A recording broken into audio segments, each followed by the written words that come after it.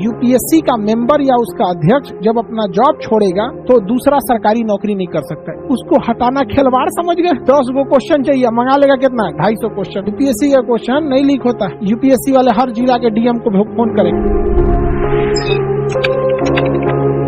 UPSC के जो अध्यक्ष होते हैं ये सेना के कोई बहुत बड़े अधिकारी होते हैं या पहले से कोई ईमानदार आईएएस अधिकारी को ही प्रमोट करके क्या बनाया जाता है? यूपीएससी का चीफ बना दिया जाता है। क्या बना दिया जाता है? यूपीएससी का चीफ, हेड बना दिया जाता है। अब वो अपने अंडर में कई अन्य यूपीएससी मेंबर को रखता है, वो उसके नीचे कुछ क्वेश्चन सेट करने वाले को रखते हैं। अब वो लोग क्वेश्चन डिजाइन करते हैं। सपोज करिए कि कोई क्वेश्चन यूपीएससी में 15 क्वेश्चन पॉलिटी का पूछना है। 15 क्वेश्चन किसका पूछना है? पॉलिटी का।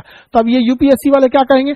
जितने सेंट्रल यूनिवर्सिटी हैं, जैसे जेएनयू है, डीयू है, इलाहाबाद यूनिवर्सिटी है, साउथ की कुछ यूनिवर्सिटी हो गई, असम की, उड़ीसा की, बिहार की, झारखंड, राजस्थान, गुजरात, महाराष्ट्र, छत्तीसगढ़, सारे यूनिवर्सिटी को बोलेंगे लोग, ए भैया देखो प्रोफेसर कौन कौन हो, एगो क्वेश्चन सेट करके दो। अब 10 गो क्वेश्चन चाहिए, अब मंगा लेगा लोग, ये लोग 250 क्वेश्चन। 10 गो क्वेश्चन चाहिए, मंगा लेगा कितना? 250 क्वेश्चन। अब हो सकता है कि किस प्रोफेसर से मंगाया, किससे नहीं मंगाया, किसी को नहीं पता है। अब जैसे आप बड़े यूनिवर्सिटी में जाएंगे तो एक ही सब्जेक्ट के 4-5 गो प्रोफेसर रहते हैं, उसमें एक हेड ऑफ डिपार्टमेंट होता है, एचओडी। अब उसके बाद ये लोग डिसाइड करेंगे इस 250 में से कै गो 10 गो को डाला जाए क्वेश्चन। तो ऐसा ये लोग खुल के पब्लिकली थोड़ी बताएंगे, लेकिन क्वेश्चन में कैसे सेट करते हैं। पता चला क्वेश्चन में हिला दिया यूपीएससी का, आज लेना लीक हुआ है। यूपीएससी का क्वेश्चन नहीं लीक होता। अब क्वेश्चन सेट हो गया, अब ये सेंटर अलॉट करेंगे। यूपीएससी वाले हर जिला के डीएम को फोन करेंगे, मेरा 16 तारीख को एग्जाम है, सेंटर खाली रहना चाहिए। डीएम को कह देंगे तुम यूपीएससी से गया है, 16 तारीख को हमको सेंटर खाली करके दो, स्कूल इतना तुम्हारे जिला में चाहिए। वो स्कूल खाली करके दे देगा। वहां एक दिन पहले क्वेश्चन पहुंच जाएगा, आप लोग बैठ के एग्जाम दे देंगे, कॉपी जमा हो जाएगा, अगले दिन अखबार में वेबसाइट पे आ जाएगा, आप जाके आंसर मिलाइएगा। उसके घर फोन करेगा, मम्मी तबीयत में खराब हो गया था, इस बार गड़बड़ा गया थोड़ा सा, 2 नंबर से गड़बड़ हुए हैं। जितना खचरा बोलता है 2 नंबर से गड़बड़ हुए हैं, बहुत ही ज्यादा नंबर से गड़बड़ हुआ रहता है। ये 2 नंबर बहाना है। समझ में आ गया कि नहीं आ गया?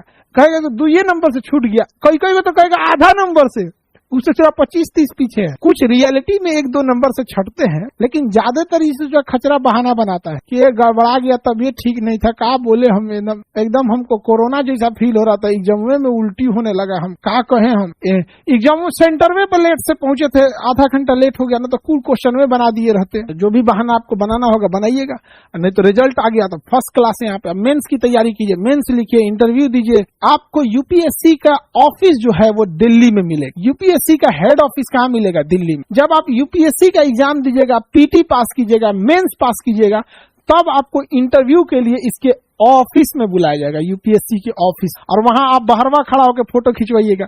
क्या पता कि एक बार तो इंटरव्यू में पहुंच गए, अगली बार पीटी भी पास हो पाएंगे कि नहीं। बहुत बार ऐसा आप लोग को कभी मिलवाएंगे। एक मतलब अभी सर्विंग आईपीएस है, इंडियन पुलिस सर्विस आईएएस, अभी तो ट्रेनिंग में, तो अभी वो जॉब सर्विस में है, वो बंदा इंडियन पुलिस सर्विस आईपीएस में अभी ट्रेनिंग में है, और यूपीएससी का पीटी ने निकला। उसने दोबारा भरा कि इस बार हमको मेहनत करना है और जम के पढ़ना है और डीएम निकालना है। आईपीएस से उठा के डीएम, पीटी ना निकला। अब सोच सकते हैं कि उस आदमी से पीटी नहीं निकला तो यूपीएससी कितना टफ एग्जाम लेती। इसलिए यूपीएससी को हल्के में नहीं ले सकते। कभी मिलवाएंगे, ट्रेनिंग वगैरह खत्म होता आप लोगों से, तो यूपीएससी काफी चैलेंजिंग एग्जाम हो जाता। आगे बढ़ जाए, यूपीएससी के अगर अध्यक्ष है, जो यूपीएससी का कौन है? अध्यक्ष। इसी के अंडर में सब लोग काम करते हैं। यूपीएससी के क्या होते हैं? अध्यक्ष जो होते हैं। अगर केंद्र सरकार यूपीएससी के अध्यक्ष को मिला ली कि तुम मेरे अंडर में आओ, कुल विधायक लोग को बना दी डीएम, जा पेपर लीक कर, तब तो गड़बड़ हो सकता है। ऐसा हो सकता है कि नहीं हो सकता? अगर मिल गया, इसलिए जरूरी ये है कि इसको सुरक्षा दिया जाए। तो नियम ये है कि इसे हटाने के लिए, यूपीएससी के अध्यक्ष को हटाने के लिए, यूपीएससी के अध्यक्ष को हटाने के लिए सुप्रीम कोर्ट में जाके कहना पड़ता है, और सुप्रीम कोर्ट में मुकदमा दायर करना पड़ता है सरकार को, और सुप्रीम कोर्ट के जज के आगे सरकार को यह बात साबित करनी होती है कि यह अधिकारी, यह यूपीएससी का अध्यक्ष काबिल नहीं है। तो सुप्रीम कोर्ट के अध्यक्ष, सुप्रीम कोर्ट के जज पूछेंगे, तो सरकार, मंत्री जी, बड़का भारी काबिल आप ही हैं क्या? बताइए तो कहाँ गड़बड़ किए हैं, कहाँ इनकी काबिलियत में शक है? अब बताओ। यूपीएससी का जो एग्जाम दिया होगा वही ना डीएम और एसपी बना होगा, और जो 10 साल या 20 साल 30 साल डीएम एसपी के पद पर रहा होगा, तब जाके उसको जिला से हटा के कमिश्नरी दिया गया होगा, सचिवालय दिया गया होगा, सेंट्रल डिपार्टमेंट दिया गया होगा, आईबी हुआ होगा या फिर बीएसएफ में दिया गया होगा। इधर उधर घुमाने के बाद में प्रमोशन ले आके आईपीएस उसको बनाए होंगे यूपीएससी का अध्यक्ष, यूपीएससी का उसको हटाना खिलवाड़ समझ गए। अरे एक तो नयका आईपीएस आपको सुना देगा बढ़िया से, तू तो वो हटने वाला है। सुप्रीम कोर्ट तो बढ़िया बढ़िया लोग का बुखार उतार देता है। पता चला क्या गए थे साबित करने के चक्कर में और उल्टे 4 को सुप्रीम कोर्ट फटकार लगा के भेज देगा, भाई यहाँ से बकलवा कहीं का, आता जाता कुछ है नहीं, आए हैं यूपीएससी के अध्यक्ष को हटाने के लिए, निकलो यहाँ से। समझ आ गया कि नहीं? सुप्रीम कोर्ट बढ़िया बढ़िया लोग को उनको हैसियत दिखा देता है सुप्रीम कोर्ट, उसके आगे सुप्रीम कोर्ट के आगे किसी का नहीं चलता है। रियल पावर अगर किसी के पास है तो न्यायपालिका में, लेकिन फिर वही है कि न्यायपालिका एक कोर्ट के अंदर ही है, जो कुछ है बाहर कुछ नहीं है। इसमें एक और बात कहा गया है, जो यूपीएससी का अध्यक्ष रहा है, यूपीएससी का जो मेंबर रहा है, देखिए 10-20 मेंबर रहेंगे जैसी जरूरत है और उसके ऊपर अध्यक्ष रहेगा। अब यही लोग हैं, ध्यान से समझिए, जो यूपीएससी का अध्यक्ष है और जो मेंबर है, ये ऑलरेडी बहुत सीनियर आईएएस अधिकारी या बड़े बड़े अधिकारी होते, और यही लोग नए नए यूपीएससी का जो मेंस लिख के इंटरव्यू में पहुंचा रहता है, उनका इंटरव्यू लिए रहता, अब नंबर देते हैं तो वो लोग पास होते। इसलिए कहा गया है कि अगर यूपीएससी का सदस्य या अध्यक्ष यहां से छोड़ता है अपना नौकरी, तो दूसरी किसी सरकारी नौकरी को नहीं कर, दूसरी किसी सरकारी नौकरी को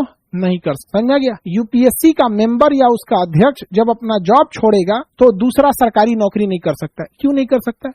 आज एक बताइए, यूपीएससी का उच्च अध्यक्ष है, वो ही इंटरव्यू लिया है तो नंबर अच्छा दिया है तो कोई डीएम बना है, नंबर थोड़ा सा कम दिया है तो आईपीएस बना है, थोड़ा सा इसे दिया ये बना है। अब पता चला वो नौकरी छोड़ के कहीं एसएससी का नौकरी कर रहा है, तो कभी कोनो डीएम घूमते फिरते आएगा तो कहेगा अरे सर आप ही तो मेरा इंटरव्यू लिए थे, यहाँ क्या कर रहे हैं? खराब नहीं लगेगा जी उसको? अरे भाई उसको कितना खराब लगेगा? समझ में आया कि नहीं आ गया? तो इसलिए कहा गया है कि यूपीएससी का जो अध्यक्ष होता है और उसके मेंबर, ये रिटायरमेंट या जॉब छोड़ने के बाद दूसरा सरकारी नौकरी नहीं कर, प्राइवेट जॉब तो कर ही सकते हैं।